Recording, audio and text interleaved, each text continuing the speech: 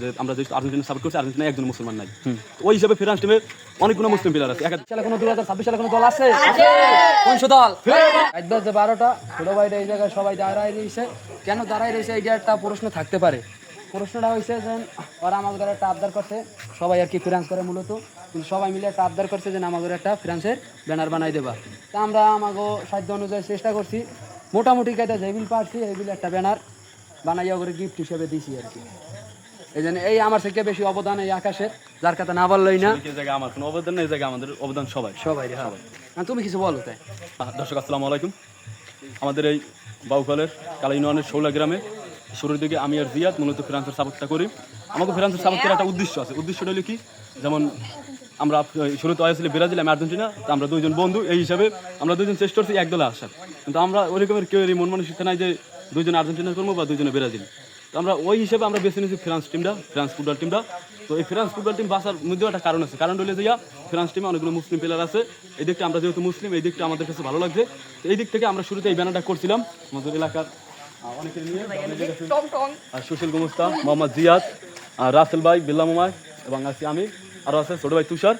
তো তারপরে এই আমাদের এলাকার যত ছোটো ভাই আছে সবাই আমাদের কাছে জিজ্ঞেস করলো যে শুরুতে ওরাও অনেক আর্জেন্টিনা বিরোধী সাপোর্ট করছে। তারপর ওরা এই আমাকে ফ্রান্স টিমের সাপোর্ট করার দিকটা ওর বিষয়টা ভালো লাগছে যে এই দলের অনেক মুসলিম প্লেয়ার আছে। তো সেই হিসাবে ওরা আসে আমাদের কাছে বলছে যে ভাই এই মুহূর্তে আমাদের একটা ফ্রান্সের একটা ব্যানার বানিয়ে দাও। তো এই জায়গায় আমাদের এলাকার অনেকেই সহযোগিতা করছে এই ব্যানারটা বানানোর জন্য।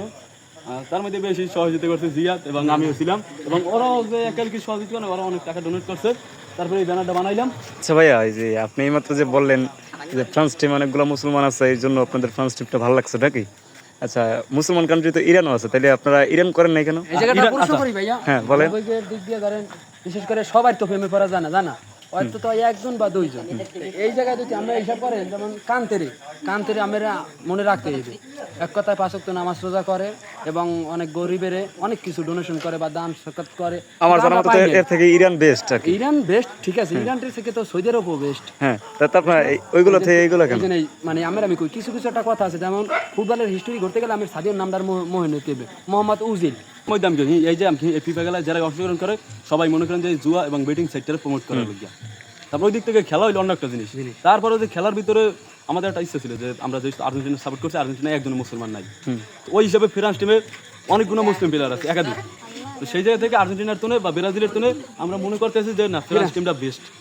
আমরা মুসলিম হিসাবে এইটার সাপোর্ট করাটা মোটামুটি কাদের চলে। ধন্যবাদ আপনাকে সবকিছু বুঝিয়ে বলার জন্য। 26 সালে কোনো 2026 সালে কোনো দল আছে? কোন দল? আরো জোরে। ডেম্বেলের মতন প্লেয়ার কি আর আছে? আছে আছে দল আছে, প্লেয়ার আছে। ফ্রান্সের মতন দল আছে।